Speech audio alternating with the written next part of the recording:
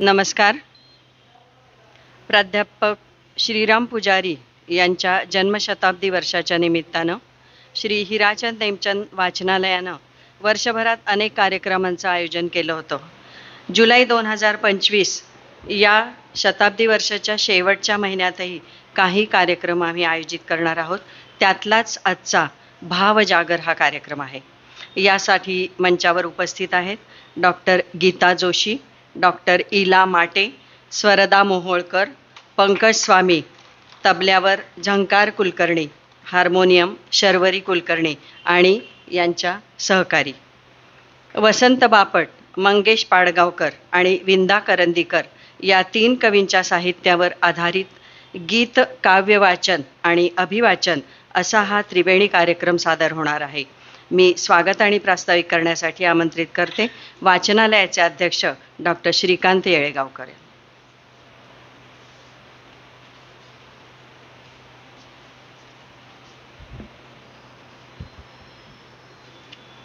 प्राध्यापक श्रीराम पुजारी यांच्या जन्मशताब्दीनिमित्त आज डॉक्टर गीता जोशी आणि त्यांचे सहकारी भावजागर या कार्यक्रमाचं सादरीकरण करणार आहे.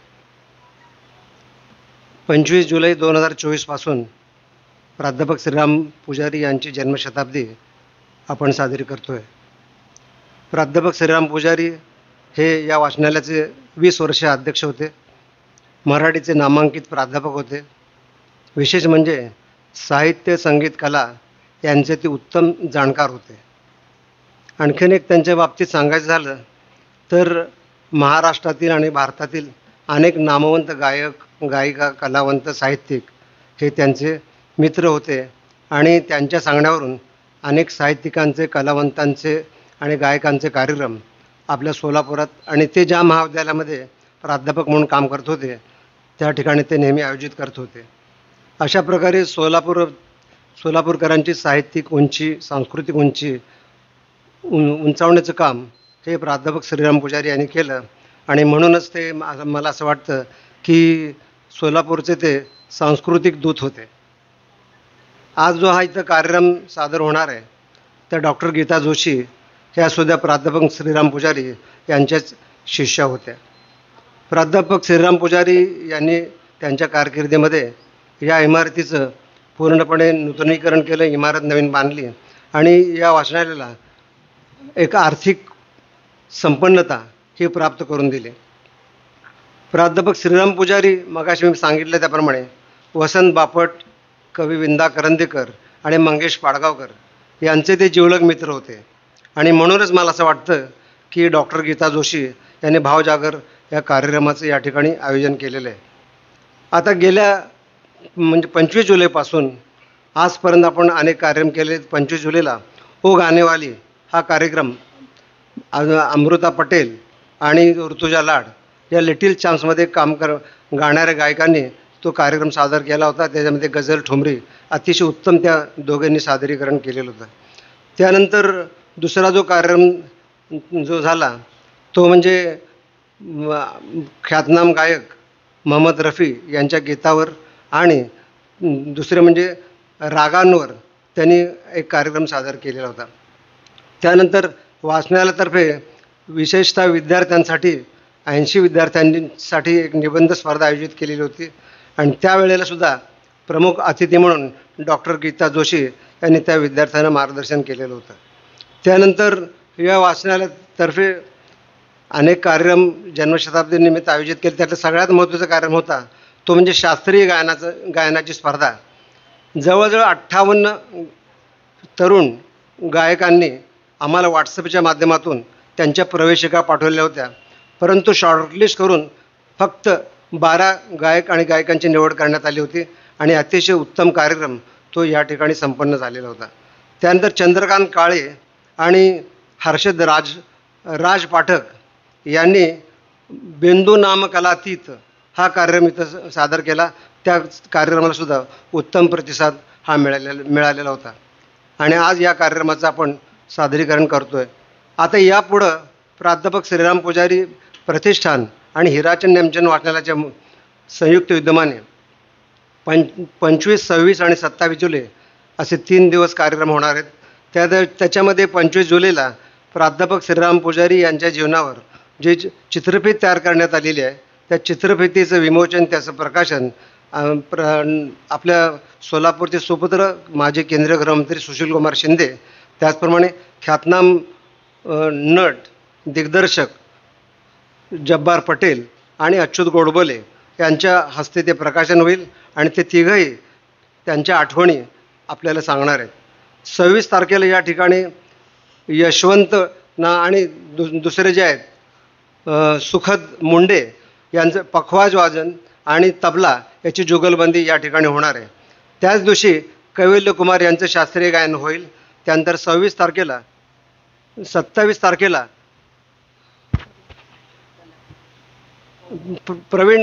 प्रवीण गोडखिंडी आणि कलापिनी कोमकली यांचं इथं शास्त्रीय गायन होणार आहे.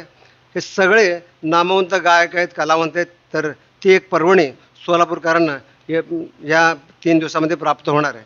24 जुलैला वाचनालयातर्फे अच्युत गोडबोले यांचं AI एक वादळ म्हणजे आर्टिफिशियल इंटेलिजन्स, कृत्रिम बुद्धिमत्ता एक वादळ या विषयावर त्यांचं व्याख्यान इथं आयोजित करण्यात आलेलं आहे. तर मी पुनश्च एकदा आपल्या सर्वांचं मनपूर्वक हार्दिक स्वागत करतो आणि माझं प्रास्ताविक संपवतो. धन्यवाद.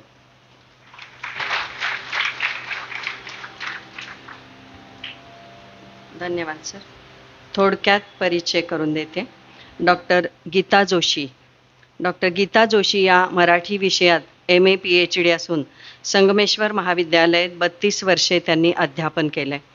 लेणे प्रतिभेचे या त्यांच्या समीक्षात्मक ग्रंथाला कविवर्य निकुंभ पुरस्कार मिळालेला आहे. डोकं शाबूत आहे या कादंबरीला मराठी प्रकाशक संघाचा पुरस्कार त्यांना मिळालेला आहे. विविध वृत्तपत्रांमधून त्यांनी लेखन केले.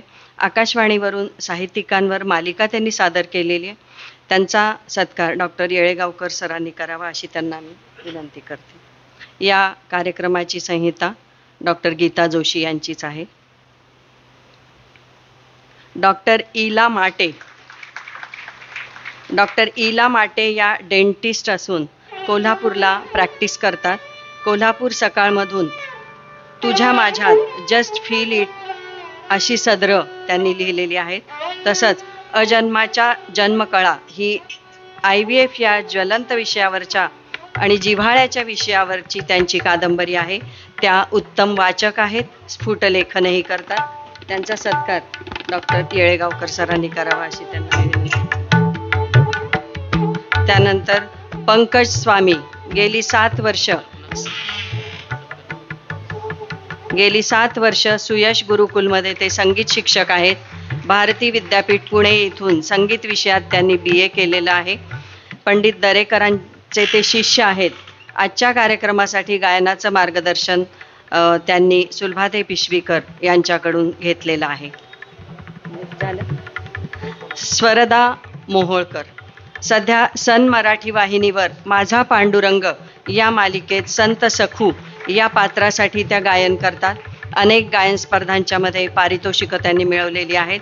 प्रिसिजन संगीत महोत्सव 2025 मध्ये भुवनेश कोमकली यांच्या समवेत तानपुऱ्याची साथ त्यांनी दिलेली आहे. सोलापुरातील शिवरंजनी वाद्यवृंदात त्या गातात. त्या सोलापूरच्याच आहेत. स्वरदा ह्या संगीत विशारद असून शास्त्रीय संगीताचं शिक्षण शर्वरी कुलकर्णी यांच्याकडे त्या घेतात. आणि आणखीन एक विशेष म्हणजे जी सारे गमप लिटिल चॅम्प्स टॉप 20 मध्ये त्यांचं सिलेक्शन झालेलं होतं. यानंतर तबल्यावर साथ देत आहेत झंकार कुलकर्णी. त्यांचंही स्वागत डॉक्टर येळेगावकर सरांनी करावं अशी विनंती करते.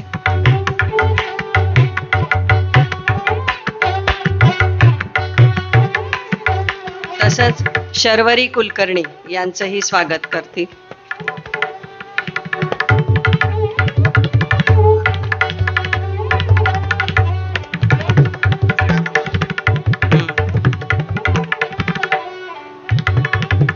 सर्वांचं मनापासून शर्वरी कुलकर्णी या हार्मोनियमवर साथ देणार आहेत. सर्वांचं पुन्हा एकदा मनापासून स्वागत. आज इथे अनेक लोक उपस्थित आहेत. अनेक मान्यवर आलेले आहेत, रसिक श्रोते आहेत. Doctor PK. जोशी यांचं आम्ही पुन्हा एकदा मनापासून स्वागत करतो. ते वाचनालयाचे अध्यक्ष आणि कार्यकारिणी, माजी अध्यक्ष आणि कार्यकारिणी सदस्य आहेत. सर्वांचं पुन्हा एकदा मनापासून स्वागत आहे. संगीत, काव्य आणि साहित्य ही त्रिसूत्री मानवी मनाच्या भावविश्वाचा आरसा आहे. यामध्ये जाणीव आहे, भान आहे, संवेदना आहे, सृजन आहे आणि सौंदर्यही आहे. यातूनच मानवतेचा अर्थ उलगडत असतो, याची आपल्या सगळ्यांना जाणीव आहे. कारण आपण रसिक आहोत आणि मुख्य म्हणजे वाचकही आहोत. या कार्यक्रमाच्या माध्यमातून हाच अनुभव आपण घेणार आहोत. सादर होतोय भावजागर.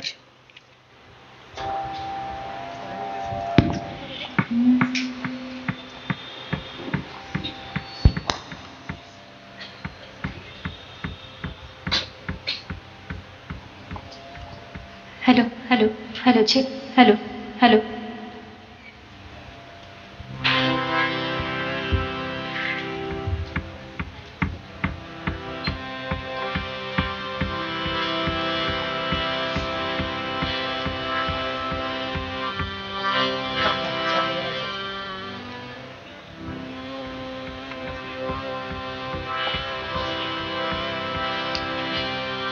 Hello hello hello check hello.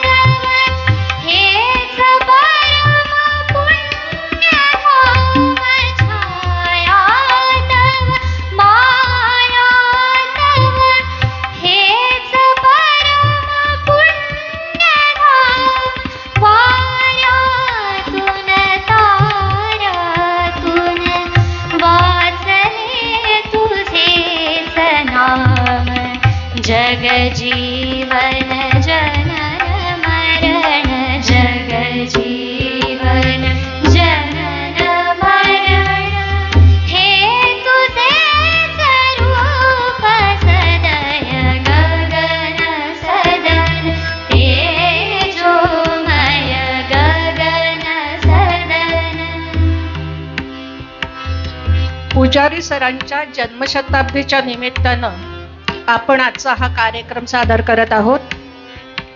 यात इला जोशी माटे, स्वरदा मोहोळकर, पंकज स्वामी आणि मी गीता जोशी सादर करत आहोत भावजागर. साथीला आहेत सौ शर्वरी कुलकर्णी आणि श्री झंकार कुलकर्णी. साऊंड सिस्टीम आहे संदीप यांची गुरुकृपा साऊंड. आदिती कुलकर्णी, श्रद्धा मोरे आणि पूजा परकी पंडला या स्वरदाला साथ देत आहेत. वसंत बापटांनी लिहिलेल्या या प्रार्थनेनं आजच्या कार्यक्रमाची सुरुवात होत आहे. वासंतिका कुसुमातून, वासंतिका कुसुमातून तूच मधुर भासतोस. मेघाच्या धारातून प्रेमरूप भासतोस. जगजीवन जनन मरण, जगजीवन जनन मरण. वाहिले तुलाच हृदय गगन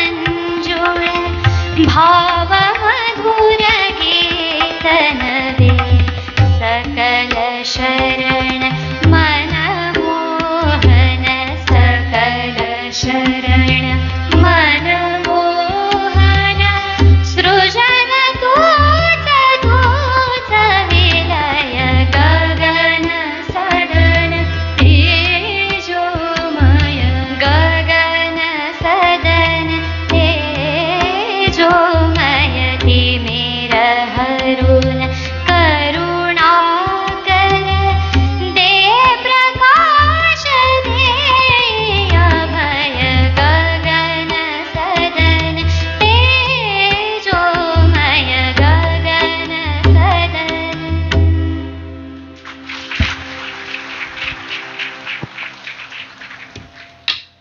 उड जाएगा हंस अकेला हे शब्द ऐकल्यावर आपल्या सगळ्यांना कुमार गंधर्वांची आठवण होईल. निर्गुणी भजनाचे स्वर कानात निनादू लागतील.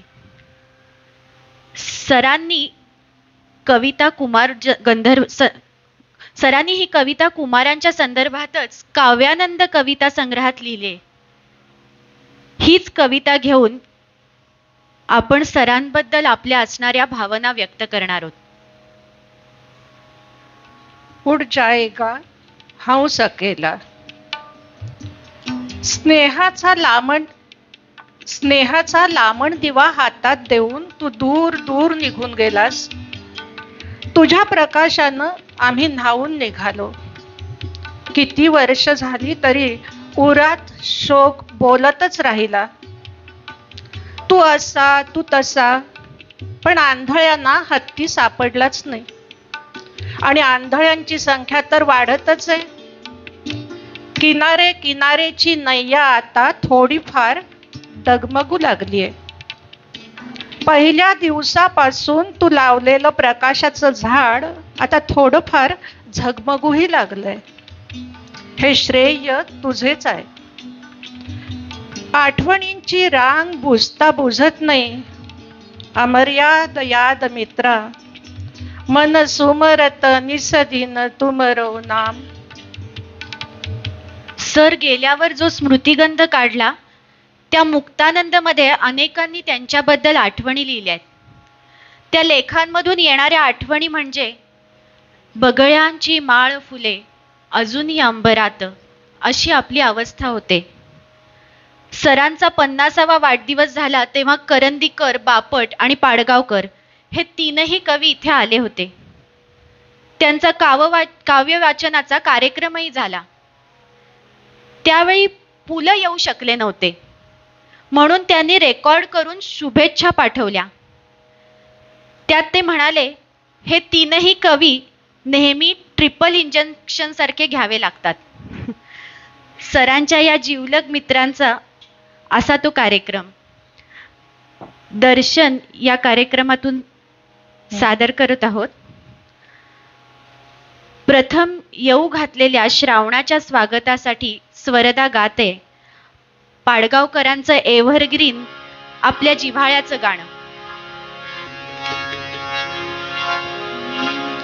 श्रावणात घननिळा बरसला, श्रावणात घननिळा बरसला, रिमझिम रेशीम धारा उलगडला, झाडातून आवाजित हिरवा मोर पिसारा, श्रावणात घननिळा बरसला.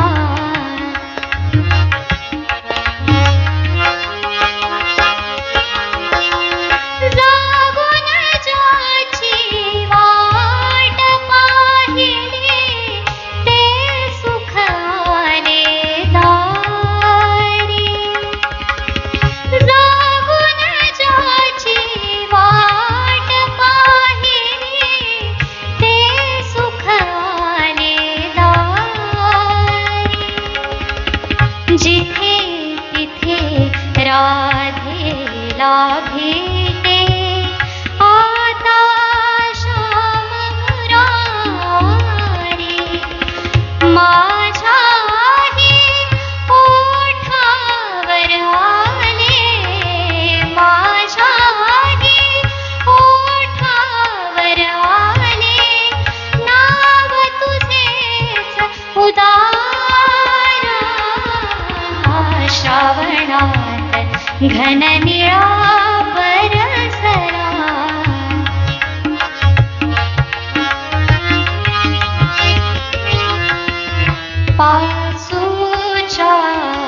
हिरव्या माहेरी ऊन हळदीचे आले,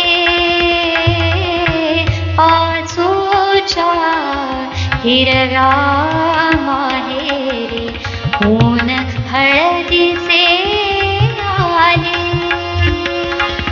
माझ्या भाळावर थेंबाचे फूल पाखरू झाले, मातीच्या गंधाने भरला, मातीच्या गंधाने भरला गगनाचा गाभारा. श्रावणात घन निळा बरसला,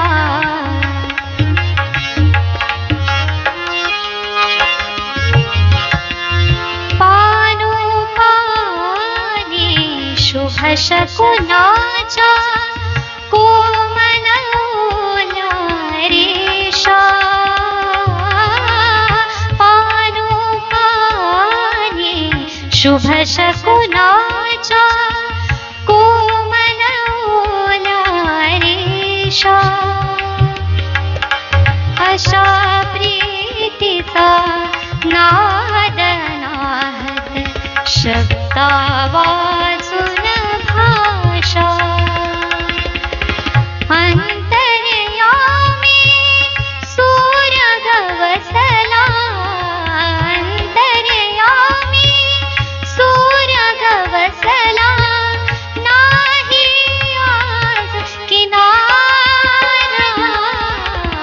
श्रावणात घन निळा बरसला, श्रावणात घन निळा बरसला.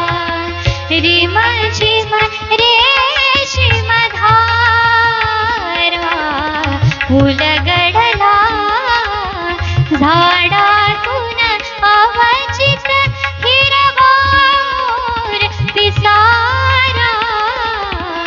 श्रावणात घन निळा बरसला, श्रावणात घन निळा बरसला.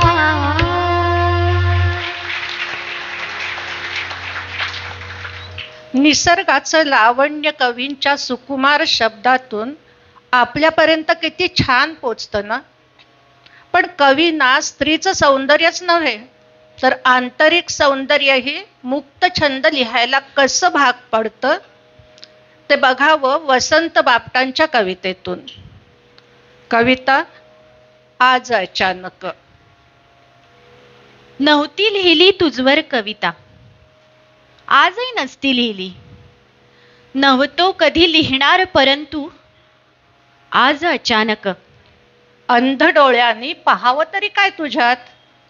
न तुझी चाल चंचल, न अवखळ अंचल, न तीळ कुठे गालावर, न कुरळे बंड भालावर. नाही गोड खळी, न नाक चाफे कळी, न रंग, न ढंग, न छडीदार अंग. स्वरात कोयल नाही, उरात उर्मी नाही, न डोळ्यात जहर, न अंगात बहर. लिहीन म्हटलं काही बाही तर तसं काहीच नाही. म्हणूनच नव्हती लिहिली तुझवर कविता, आजही नसती लिहिली. नव्हतो कधी लिहिणार परंतु आज अचानक. रोज रोज पाहत होतो शेजीबाईच्या अंगणामधली प्राजक्ताची झाडं. आज माझ्या दारी त्यांचे सडे जसे पडले आहेत. इंद्रा ऐसे माझ्या अंगा हजार डोळे फुटले आहेत. दिसते आहे लपले धन, कळते आहे दुखरे मन. आज अगदी अचानक छंद माझा मुक्त झाला आणि तुझ्या व्यक्तित्वाचा घोट घेऊन तृप्त झाला. स्त्री सौंदर्यानं मुसमुसलेल्या फटाकड्या लावण्याही बापटांनी लिहिल्या. मुंबईच्या मनकर्णिके नेसुनी फिके वस्त्र गे गहिना, किंवा रंगाने तू गव्हाळ आणिक अंगावरती सोनसळा. अशी ही बापटांची लावणी, पण ती बापटांच्याच आवाजात ऐकायला हवी.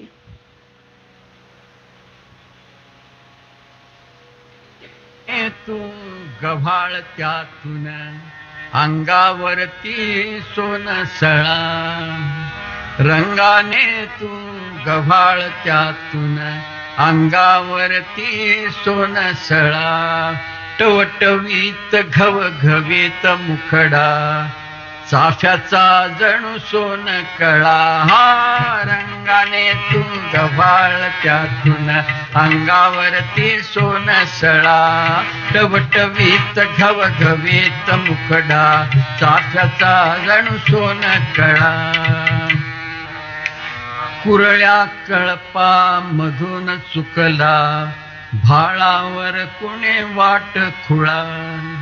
कुरळ्या कळपा मधून चुकला, भाळावर कुणे वाट खुळा. मधाळ ओठे सुढाळ मोती, मधाळ ओठे सुढाळ मोती, मध्येच करती झळाझळा. हा रंगाने तू गव्हाळ त्यातून अंगावरती सोनसळा, टवटवीत घवघवीत मुखडा, चाफ्याचा जणू सोन कळा. कानशिलाचे पान कोवळे, कानशिलाचे पान कोवळे, सान त्यावरी तिळ निळा. कानशिलाचे पान कोवळे, सान त्यावरी तिळ निळा. परी तिरप्या नजरे मधून घातला, तिरप्या नजरे मधून घातला, कसा काळ जावरी वेळा. रंगाने तू गव्हाळ त्यातून अंगावरती सोनसळा, टवटवीत घवघवीत मुखडा, चाफ्याचा जणू सोन कळा. उभार बांध्या मधून उमटला, जरा उभट हा गोल गळा. अग उभार बांध्या मधून उमटला, जरा उभट हा गोल गळा. आणि तुझ्या भुजावर ऋतून बसला, तुझ्या भुजावर ऋतून बसला, गच्च कानडी खण पिवळा. हा रंगाने तू गव्हाळ त्यातून अंगावरती सोनसळा, टवटवीत घवघवीत मुखडा, चाफ्याचा जणू सोन कळा. ठाय पावले घाय घालते, ठाय पावले घाय घालते, केळ फुलांची त्यास कळा. ठाय पावले घाय घालती, केळ फुलांची त्यास कळा. परी तुझ्या गतीतून निर्झरणीचा, तुझ्या गतीतून निर्झरणीचा, खळाळ फुटतो खळा खळा. हा रंगाने तू गव्हाळ त्यातून अंगावरती सोनसळा.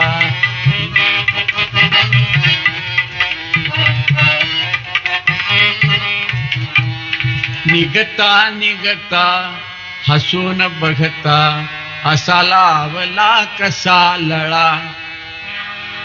निघता निघता हसून बघता, असा लावला कसा लळा. आला बला अलवार जीवाची, तुझी मला न माझी तुला. रंगाने तू गव्हाळ त्यातून अंगावरती सोनसळा, टवटवीत घवघवीत मुखडा, चाफ्याचा जण सोन कळा. उजाड माझ्या वैराणावर कोसळला ग पाणकळा. उजाड माझ्या वैराणावर कोसळला ग पाणकळा. सुकला होता माळ त्यावरी, सुकला होता माळ त्यावरी, पिकला तापान मळा, रंगाने तो गव्हाळ त्यातून अंगावरती सोन सळा, टवटवीत घवघवीत मुखडा, चाफ्याचा जणू सोन कळा.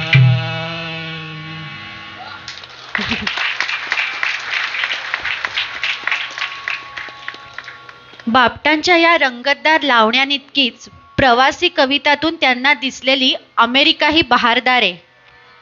प्रवास वर्णन ही गोष्टच अशी की जे एकाच्या डोळ्याला दिसतं ते आणि तसंच दुसऱ्याच्या डोळ्याला दिसत नाही. प्रत्येकाला भेटणारी अमेरिका वेगळीच. बापटांच्या प्रवासी कविताच बघूया. त्यांचा देवदत्त घरचं सगळं विकून टिकून अमेरिके अमेरिके दार उघड बया दार उघड म्हणत निघाला की अमेरिकेला.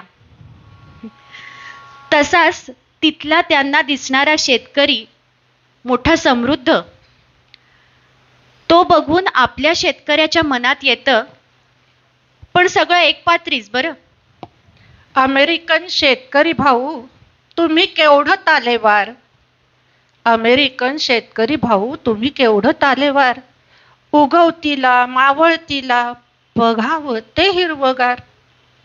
एवढा थोरला बारदाना, चारच गडी त्याच्या पाठी, अवजार बिना आम्ही तुमची पेरणी कापणी मळणीसाठी. मिशिसिप्पी नदी म्हणजे इमानदार कामवाली, पाणी भरती चक्की पिसती बिजली बत्ती तिनंच केली. म्या म्हणलो हे राखीस कोण, तर ती फवारणीची चक्की. निस्त योग बटन दाबा, फसा फसा उडवी फक्की. गाया मस्त दूध देत्यात, बैल कापून खाता म्हण. गाया मस्त दूध देत्यात, बैल कापून खाता म्हण. अगड बंब गोदामातनं खंडी खंडी भरता दान. गहू म्हणा भुईमुग म्हणा समद बक्कळ पिकत असल. बाजाराची कटकट नाही, सॅम काका चिकत असल. सूट बूट हॅट पाईप आईला काम होत्यात कशी. तुमची पोरं झाकूबाज श्रीमंतांची असत्यात तशी.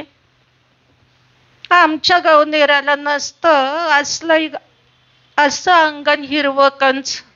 आमच्या गवनेराला नसतं असं अंगण हिरवं कंच. असा बंगला अशी मोटर अशी बायको गोरी टंच. साध्या भोळ्या शेतकऱ्या इतकंच करंदीकरांच्या या साध्या भोळ्या प्रियकराचंही म्हणणं ऐकण्यासारखं आहे. पण आताच्या काळात ही साधी भोळी प्रेयसी आणायची कुठून, एवढा मात्र प्रश्न आहे खरा. पंकज स्वामी सादर करतायत करंदीकरांची एक गझल.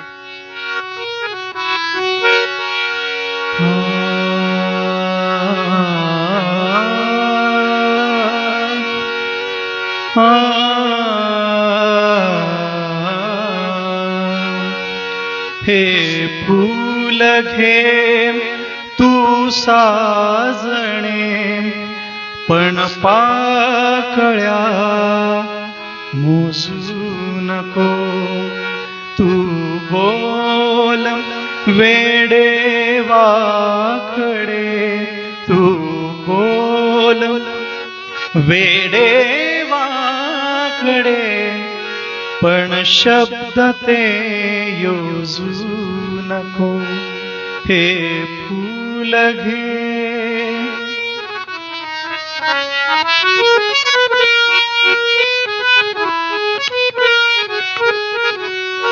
कायो जुनी ही पावले, मी या दिशेला टाकली. कायो जुनी ही पावले, मी या दिशेला टाकली. छे नावही नाही तिला, नावही नाही तिला.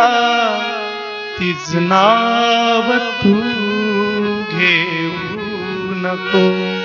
हे फूल घे.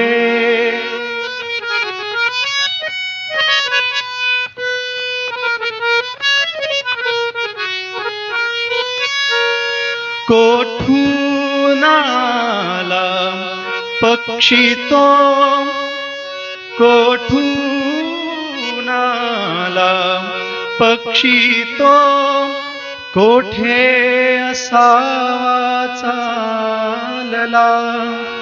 पुसली घराची वाटती, पुसली घराची वाटती, तिकडे आता पाहू नको, हे फूल घे.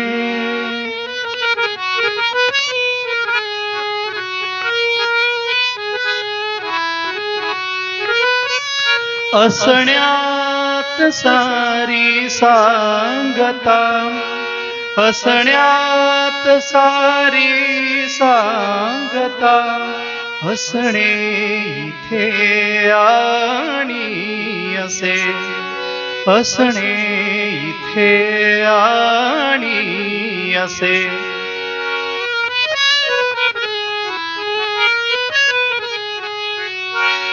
निशब्द नाही पांगळे, निशब्द नाही पांगळे, त्याला पिसे लावू नको, हे फूल घे तू साजणे.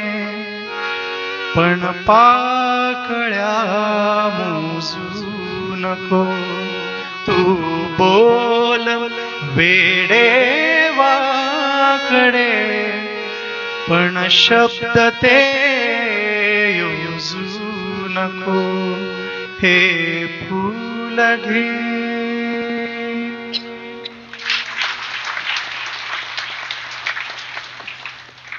या कवितेची चाल पिशवीकर मॅडम, त्याचे गुरु आहेत, त्यांनी बांधलेली आहे. करंदीकरांच्या दुसऱ्या एका गझलमध्ये येते ती एक अधुरी प्रेम कहाणी, एका प्रेयसीची विनवणी. स्वरदा.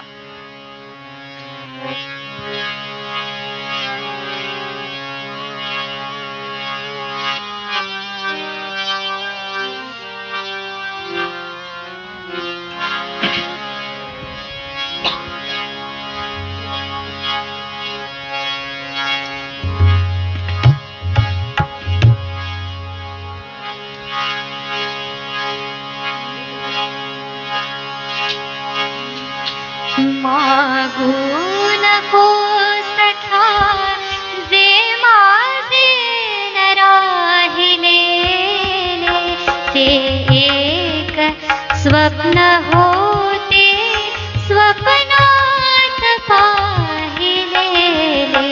मागू नको सखा, मागू नको सखा जे माझे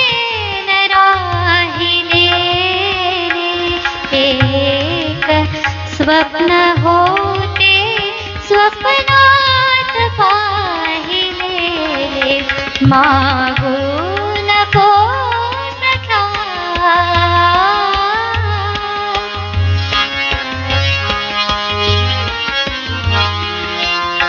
स्वप्नातल्या करानी, स्वप्नातल्या तुला मी, स्वप्नातल्या करानी, स्वप्नातल्या तुला मी होते सांग का रे सर्वस्व वाहिलेले, सर्वस्व वाहिलेले. ते एक स्वप्न होते स्वप्नात पाहिलेले. मागू नको सखा.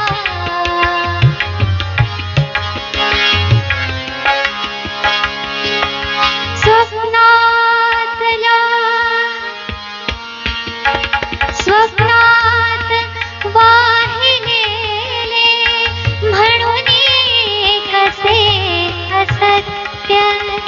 स्वप्नात वाहिलेले म्हणून कसे असत्य स्वप्नास सत्य सते सामील जाहलेले मागू नको सखा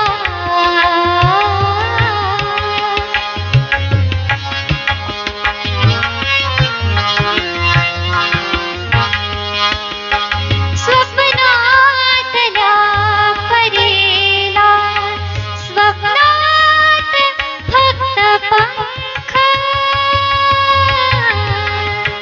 स्वप्नातल्या परीला स्वप्नात फक्त पंख दिवसास पाय मंगून हात शापिलेले ते एक स्वप्न होते स्वप्नात पाहिलेले मागू नको सखा जे माझे न राहिलेले ते एक स्वप्न होते स्वप्नात पाहिलेले मागू नको सखा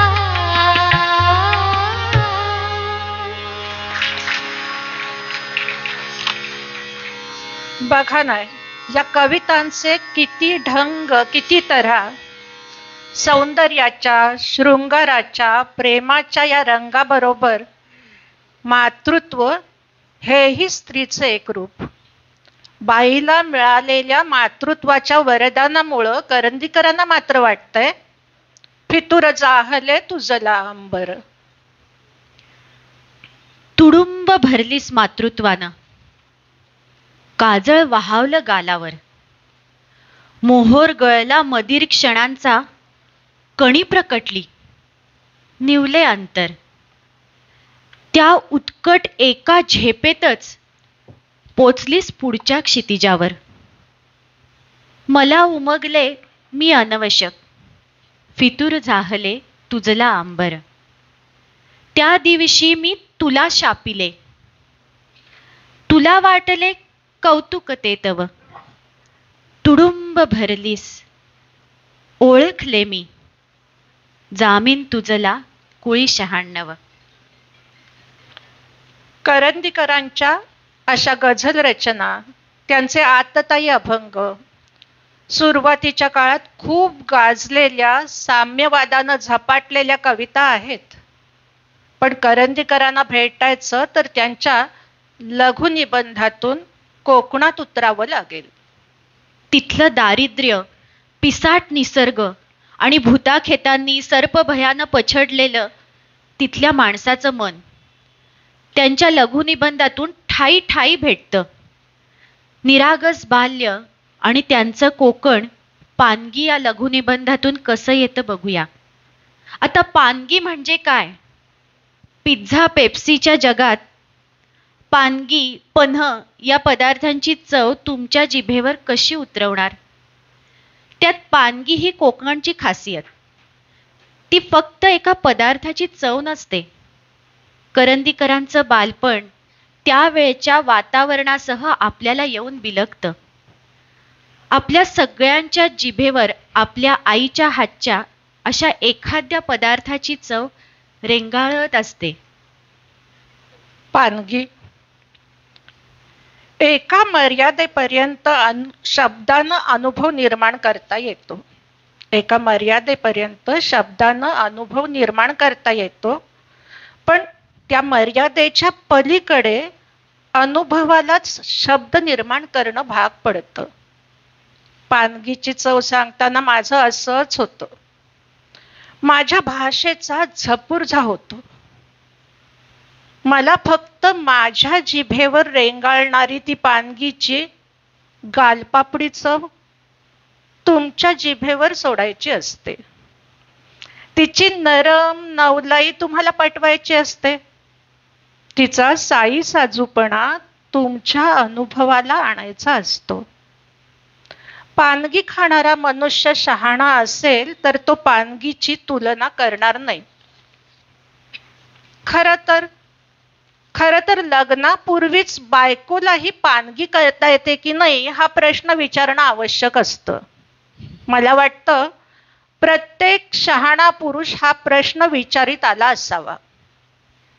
पण मी मात्र दुसऱ्या क्षुद्र मोहाना बळी पडून हा महत्वाचा प्रश्न अजिबात विसरून गेलो. बायकोच्या हातची पानगी खाल्ल्याबरोबर मी काय घोटाळा करून बसलो याचा अर्थ मला प्रथम लागला. मला आईच्या हातच्या त्या खऱ्या पानग्या आठवल्या. ती शनिवारच्या सकाळच्या शाळेची धांदल, आईनं पहाटे दळलेलं पीठ, आंघोळीच्या पाण्यावर वाढणाऱ्या केळीचे फाळके, आंब्याच्या लाकडांनी धगधगलेली ती थंडीमधली चूल, सगळ्या भावंडांनी कोंडाळ करून खाल्लेली ती अर्धी पानगी आठवली. ही चव अगदी निराळी होती. वस्तुतः पुष्कळ वर्षात पानगीची आणि माझी गाठही पडलेली नव्हती. पण तरी सुद्धा ही बायकोनं केलेली पानगी मला फसवू शकली नाही. अर्थात त्यावेळी मी सभ्यपणाने वागलो. रेशनिंगच्या तांदूळांना शिव्या दिल्या. सरकार बदलल्याशिवाय खरी पानगी मिळणं कठीण आहे असा उत्तर पक्ष करून स्वच्छ हात धुतले. मात्र तेव्हापासून मी एकच खूणगाठ मनाशी बांधली, पानगी हा बायकोने करायचा पदार्थ नव्हे. आता माझ्या बहिणी, मावश्या या सर्व आपापल्या परीनं माझं कौतुक करण्यासाठी मी कोकणात गेलो ना की न विसरता पानग्या करतात. पण त्यांनाही त्या नाही जमत. पानगी फक्त आपल्या घरीच करता येते. ते करणारे हात निराळे असतात आणि ती खाणारे दात कोवळे असावे लागतात. घरापासून जितकं दूर जावं तितकी सर्व माणसं आणि सर्व पदार्थ आपल्याला सारखे वाटू लागतात. कोकणातील आमच्या घरासमोर एक इरले टोकीचा उंच डोंगर होता. लहानपणी त्याच्या पलीकडं काय काय असेल याविषयी माझ्या मनात एक विलक्षण कुतूहल होतं. ते कुतूहल आता संपलेलं आहे. त्या डोंगरा पलीकडं सर्व सारखं आहे. आता मी खातो त्या सगळ्या पानग्यांची चव मला सारखीच लागते. हल्ली खऱ्या पानग्या कोणाला करताच येत नाहीत. पण हेही तितकंसं खरं नव्हे. काही वर्षांपूर्वी मथुआत्तेकडं खाल्लेली ती भयंकर पानगी मला आठवते आणि मग हा अतिशयोक्तीचा ताबूत कोसळून पडतो. मथुआत्ते वारण्यापूर्वी मी तिला भेटायला गेलो होतो. ही एक लोकविलक्षण बाई. 40 वर्षांपूर्वीच या ब्राह्मणाच्या बालविधवेनं कोकणामध्ये राहून आर्थिकदृष्ट्या स्वावलंबी बनण्याचा निर्धार केला होता. कुड्याच्या पानात विड्या वळून ती आसपासच्या व्यापाऱ्यांना विकी व उदरनिर्वाह चालवी. ती अगदी एकटी होती आणि तरीही कडवटपणाचा अंश तिच्या मनाला शिवलेला नव्हता. आता तर ती जवळ आंधळी झाली होती. पण तरीही तिनं आपलं एकटेपण गमावलं नव्हतं. तिच्या केंबळ्याच्या झोपडीतील प्रत्येक वस्तूलाच डोळे होते. त्या वस्तूंनीच तिला सांभाळलं होतं. पुष्कळ वर्षांनी मी तिला भेटायला गेलो. तिला पाहिलं आणि माझी छातीच दडपून गेली. मी हातात डोकं धरून कोपऱ्यातलं एकुलतं एक मुसळ, भिंतीशी तिरकस उभं असलेलं जातं, गुरुचरित्राची सोवळ्यात बांधलेली पोथी, खिडकीजवळच्या रुंद फणशी फळीवरील अर्धवट उलगडलेली वळकटी, कोनाड्यातील कालिका मूर्तीची जुनी प्रत, या सर्व गोष्टींकडे भकास मुद्रेनं पाहत बसलो. म्हातारी चुलीजवळ गेली. मला वाटलं शेकत बसली असेल. जरा वेळानं काहीतरी चरचरण्याचा आवाज झाला. मी म्हटलं, आत्ते, हे काय? आत्ते म्हणाली, अरे, तुला पानगी आवडते ना? केलं आपलं काहीतरी. आता पूर्वीचाच राहिला असलास तर आवडेल हो. तिची असहाय्य अवस्था पाहत पानगी गिळणं अशक्य होतं. पण मी म्हटलं, आत्ते, तुझी पानगी आईपेक्षा चांगली झालीये. त्या पानगीची चव मी कधीच विसरणार नाही. शहाणे लोक त्यावेळी जग जाळण्यात गुंतले होते आणि ही आंधळी म्हातारी त्याच वेळी माझ्याकरता एक भयंकर पानगी भाजत होती. आता पानगी खाताना मी भलत्या अपेक्षा करत नाही आणि कोणाला शिव्याही घालत नाही. त्यावेळी मी एका चमत्कारिक तंद्रीत असतो. पूर्वीचाच राहिला असलास तर आवडेल हो. हे शब्द काही माझी पाठ सोडत नाहीत.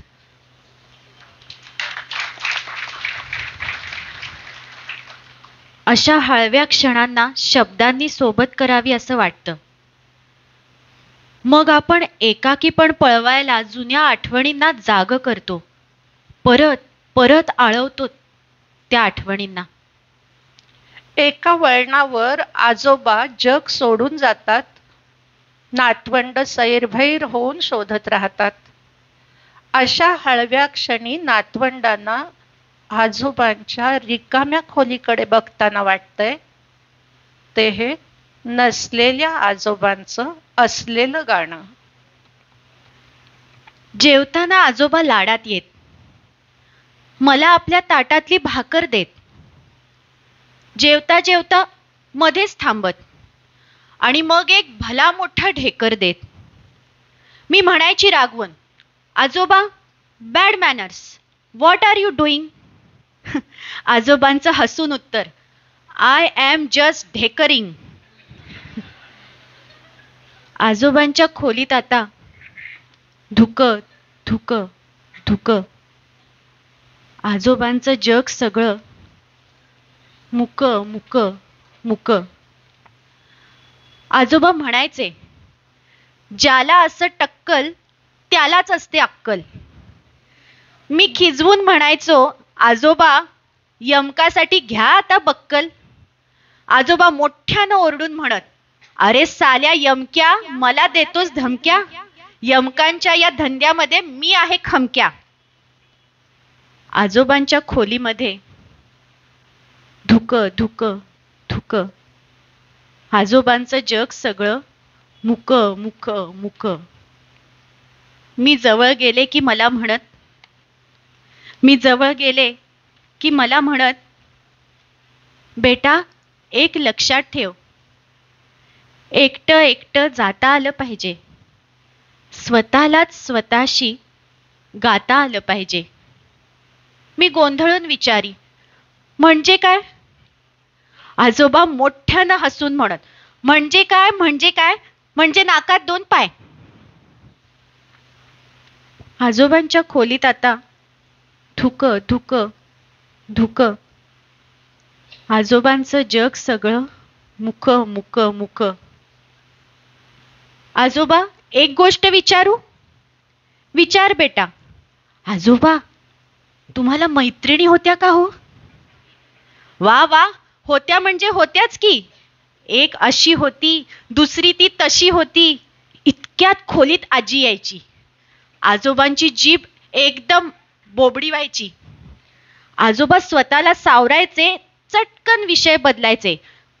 घसा खाकरत म्हणायचे, बेटा, तुला गीतेमधला स्थितप्रज्ञ कसा असतो ठाऊक आहे?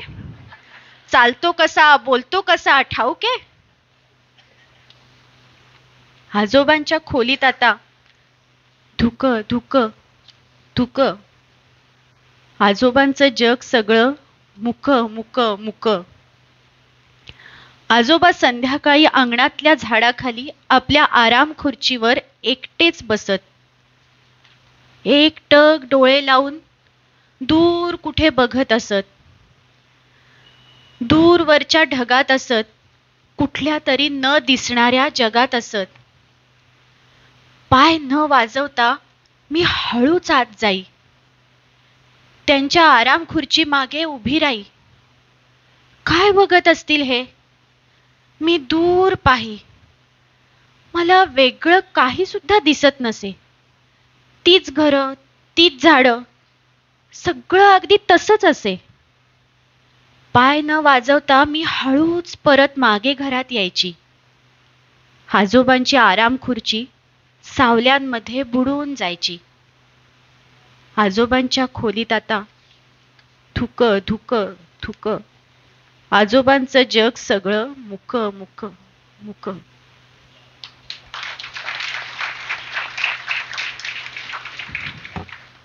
पाडगावकरांची बोलगाणी जेवढी निरागसपणे सहज भावानं येतात, तितकंच त्यांचं साधं सोपं तत्वज्ञान सर्जनशील साक्षीत्वानं पाहणं.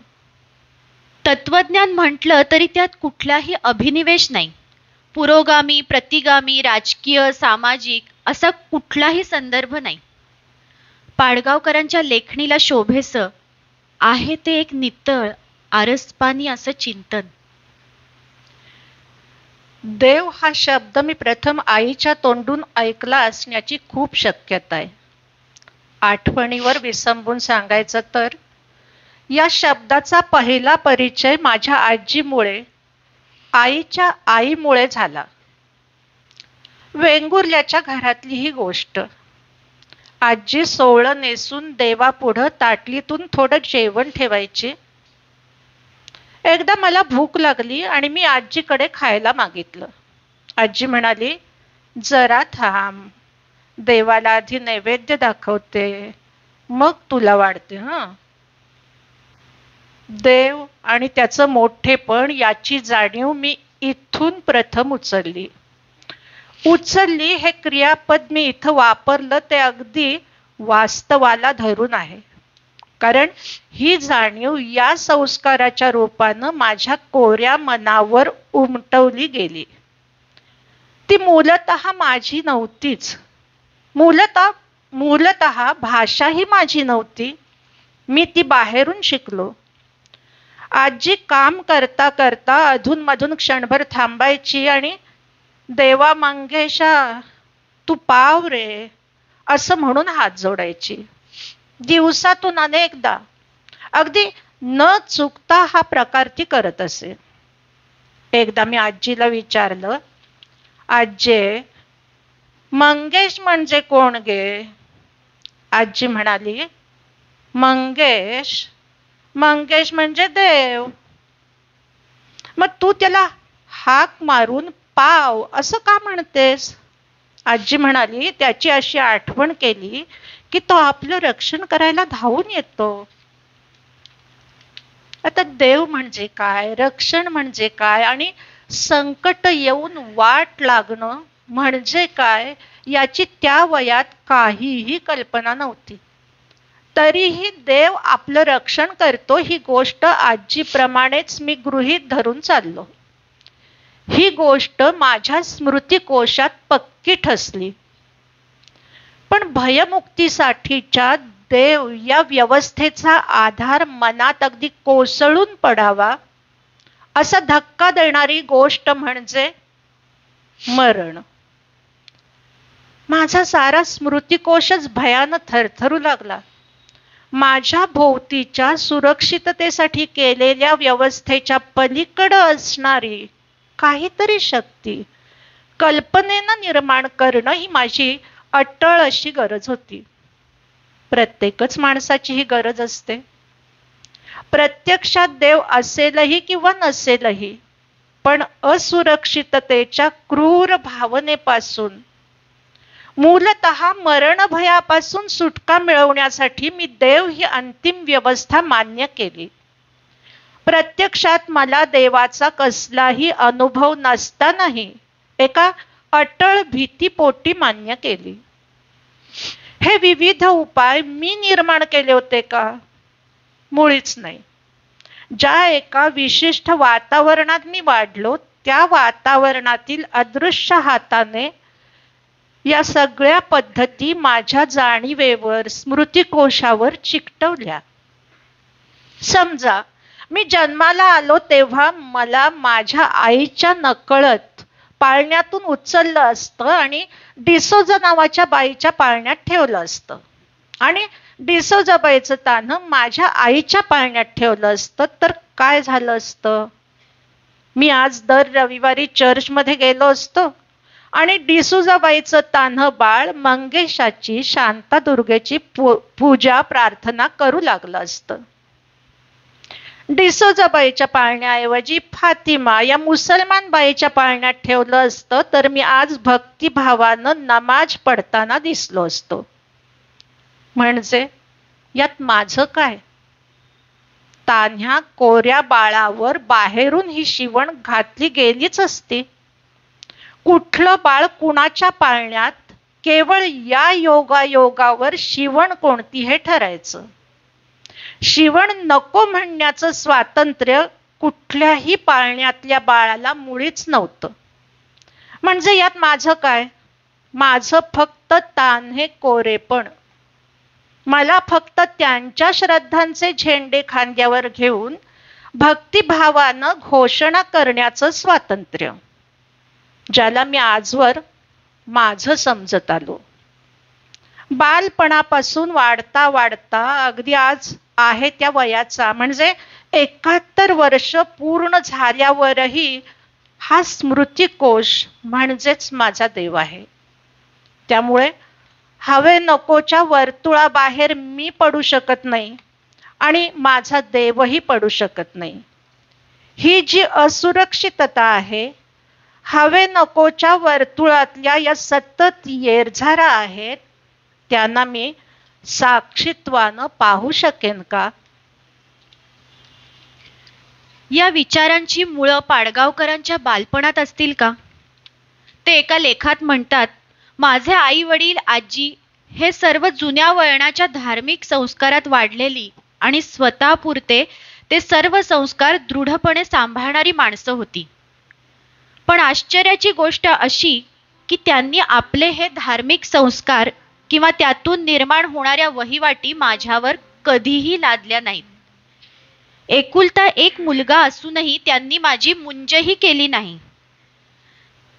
त्यामुळे माझं मन मोकळेपणानं वाढू शकलं, स्वतंत्रपणे विचार करू शकलं. कळपवादी धर्मनिष्ठेच्या पार गेल्याशिवाय खऱ्या आध्यात्मिक अनुभूतीचा स्पर्श होऊ शकत नाही हे मला सहजपणे कळलं. मी कधीच नाही म्हटले, तू दे मज दर्शन. मी कधीच नाही म्हटले, तू दे मज दर्शन. होत्या लाटा उधळीत आपुली फेनील कविता. फुला फुलातून अखंड उमलत होती नवता.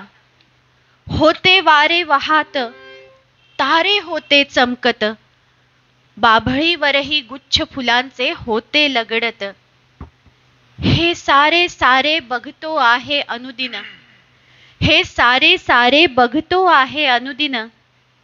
मी कधीच नाही म्हटले, तू दे मज दर्शन. असं दर्शन घेणारे पाडगावकर मुक्तपणे जीवन गाणे गाऊ शकतात.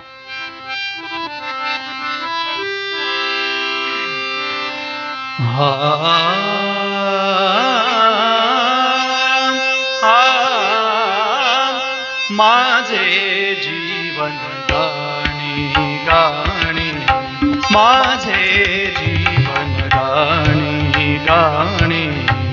व्यथासो आनंद सुदे, व्यथासो आनंद सुदे. प्रकाश किंवा तिमिर सुदे, प्रकाश किंवा तिमिर सुदे. वाट दिसो अथवा न दिसू दे, गात पुढे मज जाणे जाणे. गात पुढे मज जाणे जाणे.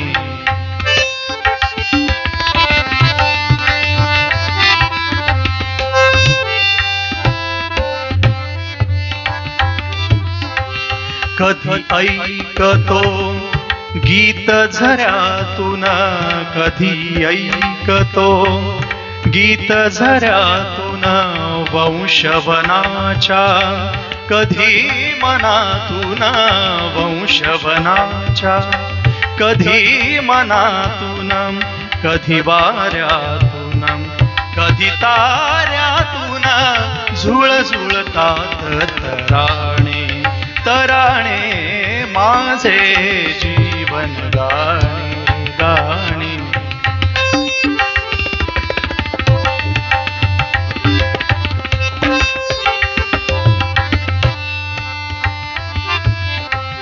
गावी हा गाणं माझ्या संगे,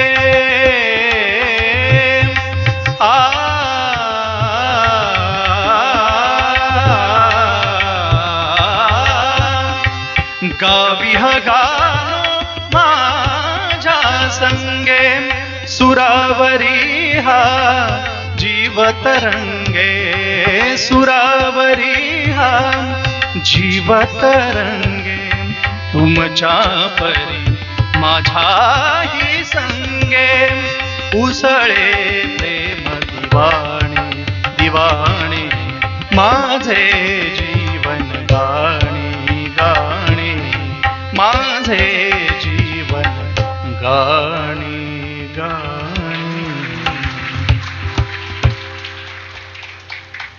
असंच साक्षीत्वानं बघताना करंदीकरांच्या हाती काही सत्य लागली. उतरणीवर उगवणारी सत्य.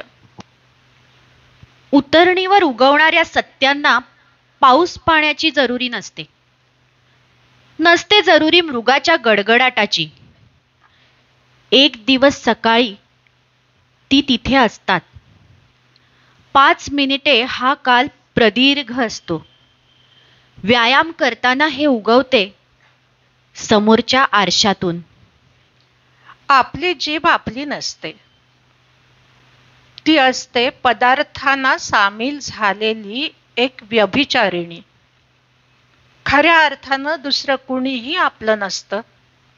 मुलगे सुनांचे असतात, मुली जावयांच्या, आणि नातवंड खाऊची व चिवची, क्रिकेटची व टीव्हीची. पण हे बोलायचं नसतं, समजायचं असतं, आणि वागायचं असतं समजून न समजल्यागत. हे उगवतं गार पाण्यानं दाढी करताना साबणाच्या फेसातून. आता ती असते, आता ती असते हे खरं, पण ती असते म्हणजे आपणच असतो, अर्थ एकच. स्नेहापुरते स्नेही असतात, पण तेही उतरतीवरून घसरू लागतात. काही फसवतात पुढच्या वर्षाचा वायदा करूनही. पण आश्चर्याला जागा नसते, ती शोधावी लागते. सापडली तर आपल्यालाही बरं वाटतं. हे उगवते आपल्या गुडघ्यांना आपण स्वतःच मॉलिश करताना नारायण तेलातून. उतरणीवर उगवणारी सत्य असत्यांना खिजवत नाहीत, मारतात त्यांच्याशी शिळोप्याच्या गप्पा. नुकत्याच निवर्तलेल्या सुप्रसिद्ध सिद्धांताविषयी किंवा प्रकृतीविषयी स्वतःच्या व त्यांच्याही. अशा सत्यांची भेट आयुष्याच्या एका टप्प्यावर प्रत्येकालाच होणार असते. पण महानगरातल्या एका कठोर सत्याचं दर्शन, ज्वलंत वास्तवाचं दर्शन घडवते ती करंदीकरांची बकी. बकी एक जरा जर्जर वेश्या. करंदीकर या कवितेसंदर्भात म्हणाले होते, खऱ्या बकीचं झालेलं दर्शन, त्यातलं निम्मही मला या शब्दातून उतरवता आलेलं नाही. बकी खाज आली की खरा खरा खाजवायची. डोक्यातल्या उवा तिनं काढल्या नव्हत्या गेले कित्येक महिने, सावित्री मेल्यापासून. तिला पुन्हा पुन्हा आठवायची पोटच्या सावित्रीची सुजलेली बोटं, बसलेलं नाक आणि माकड हाडावरचं काळपुळीचं वृंदावन. कृष्णप्पा होता, पण असून नसल्यासारखाच. डाव्या हाताची करंगळी लागली होती आखडायला. तिला पाहून गिऱ्हाईक बिचकायची. हल्ली पिंजऱ्यात वाट पाहण्याऐवजी ती यायची सरळ रस्त्यावर, पोलिसांना चुकवून. अजूनही जमायचं, जगायची जिद्दीने. सिद्धी जोहाराच्या एका अस्तुरीशी जोडायची नातं आपल्या रक्ताचं. शंभू शेठची सगळी उधारी अजूनही तिला फेडायची होती. इमान नाही ते इन्सान कसले, म्हणायची कृष्णप्पाला. आणि कढायची ओटीपोटातील दुखण्यानं 20 वर्षापासूनच्या. दत्ताच्या दिमतीला तिनं आणले होते आता साई महाराज. तसबिरी पुढे उदबत्ती लावताना म्हणायची ती निसंजेला, एकट्या दत्तावर तरी किती भार घालायचा घेणारा झाला म्हणून. बकीचं खरं नाव होतं बकुळा. पहा, नगरपालिकेतील जन्माची नोंद. या सगळ्या कलावंतांनी आपल्याला सगळ्यांना सत्य, शिव, सुंदराचं दर्शन घडवलं. पण ते केवळ पुस्तकातून नाही, तर पुजारी सरांनी याची देही याची डोळा घडवलं. एकदा सर सकाळीच घरी आले, सोबत वसंत बापट. ह्याला इन्शुलिन द्यायचंय, ते झालं की चहा कर. एक दिवस सकाळी कॉलेजला जायची माझी गडबड आणि सर पाडगावकरांना घेऊन दारात दत्त. अगं, याला ब्रेकफास्टला घेऊन आलोय. तर कधी सरांच्या घरी वसंत बापटांनी प्रवासी कवितांचं वाचन केलेलं ऐकलं. बापट आणि समोरचे 15-20 श्रोते सतरंजीवर मांडी घालून बसलेले. आज पुजारी सरांच्या घरावरनं जाणं होतं. डोळ्यासमोर असतो मातीचा उदंड ढिगारा आणि डोळ्याच्या आत असते ती माणिकचंद चाळ.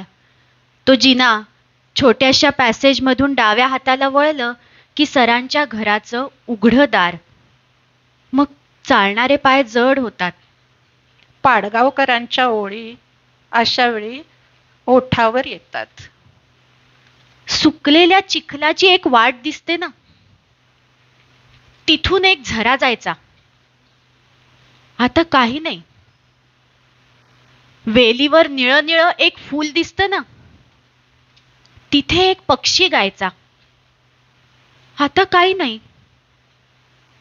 प्राजक्ताच्या झाडाखाली फुलं पडली दिसतात ना, तिथे वारा निरोप घ्यायचा.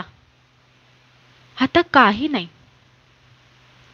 अंधाराच्या पहाडावर एक चांदणी दिसते ना, तिथे ढग हाक द्यायचा. आता काही नाही. नदीच्या काठावर पडकं देऊळ दिसतं ना, कुणीतरी कुणासाठी तिथे यायचा. आता काही नाही.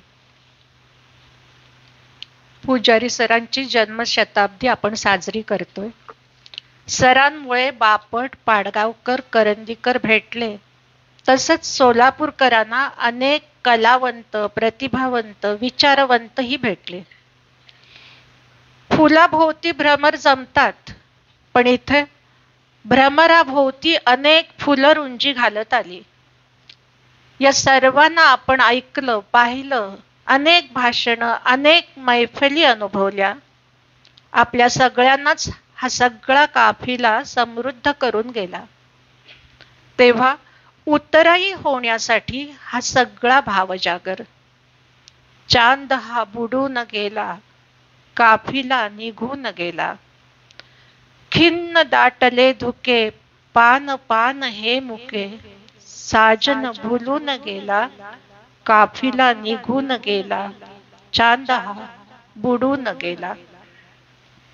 ह्या भावना आर्त आहेत हे जेवढं खरं, तितकंच आज ज्या वास्तूत आपण उभे आहोत, विविध कार्यक्रम करत आहोत, ते हे वाचनालय आज पुजारी सरांच्या रूपात उभं आहे हेही खरं.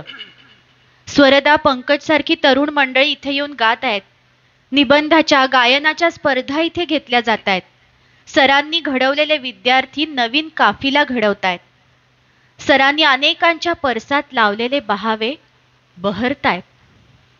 या तीनही कवींनी आणि मैत्र सांभाळणारे रसिकाग्रणी पुजारी सर यांनी बहाव्यासारखं आपल्याला भरभरून जगायला शिकवलं. त्यांच्यासाठी हे गीत. या जन्मावर या जगण्यावर शतदा प्रेम करावे. या जन्मावर या जगण्यावर शतदा प्रेम करावे. शतदा प्रेम करावे. शतदा प्रेम करावे. या जन्मावर या जगण्यावर शतदा प्रेम करावे.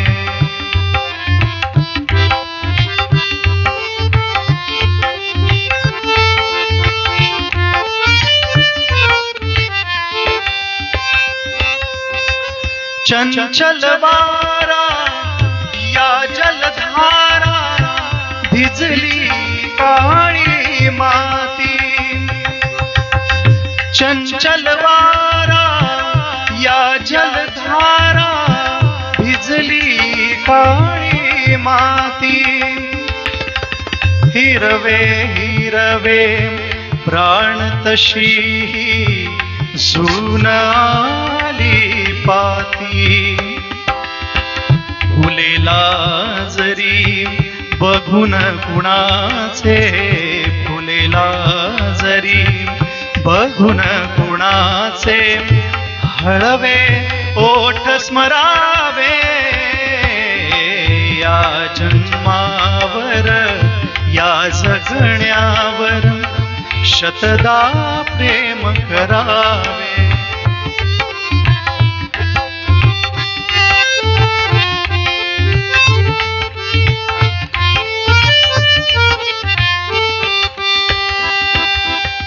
रंगांचा उघडून या पंखा सांज कुणी केली. रंगांचा उघडून या पंखा सांज कुणी केली. काळोखाच्या दारावरती नक्षत्रांच्या वेली. सहा दिशांचे सहा सोहळे सहा दिशांचे सहा सोहळे येथे भान हरावे. या जन्मावर या जगण्यावर शतदा प्रेम करावे.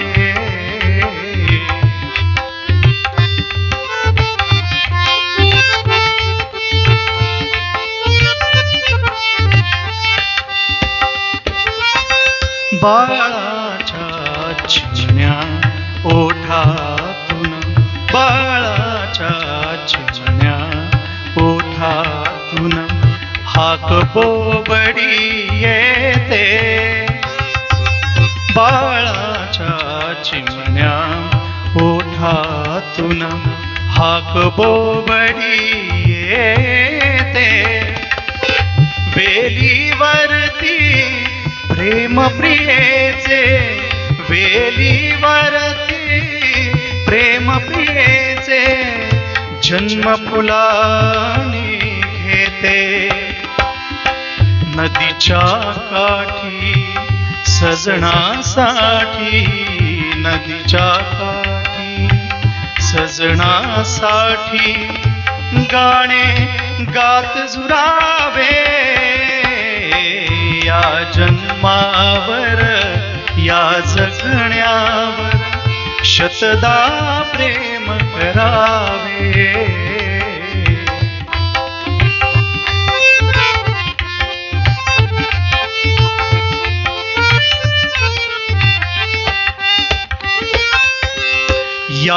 ओठानी चुंबून घेईना हजारदा ही माती, या ओठानी चुंबून घेईना हजारदा ही माती, अनंत मरणे झेलून घ्यावी इथल्या जगण्यासाठी, इथल्या पिंपळ पानावरती, इथल्या पिंपळ पानावरती अवघे विश्व तरावे, या जन्मावर या जगण्यावर शतदा प्रेम करावे, शतदा प्रेम करावे, शतदा प्रेम करावे, या जन्मावर या जगण्यावर शतदा प्रेम करावे, या जन्मावर. धन्यवाद. आपण सगळे भावजागर करण्यासाठी इथे आलात आणि पाडगावकरांच्या या संदेशानं या कार्यक्रमाची सांगता करत आहोत.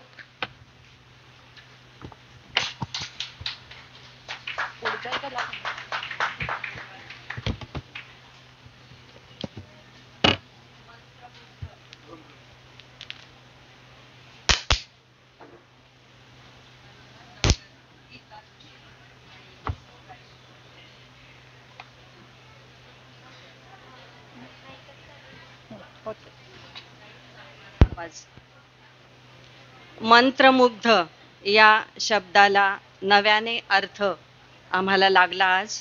धन्यवाद डॉक्टर गीता जोशी आणि आपले सहकारी. पुजारी सरांच्या आठवणीनं आमचंही मन भरून आलं. भावजागर हा केवळ कार्यक्रम नव्हता, तर एक आमचा सुंदर अनुभव होता. सुरांमधून, शब्दांमधून जीवन गाणं आपण सादर केलं. जगण्यावरचं आमचं प्रेम अधिक घट्ट केलं.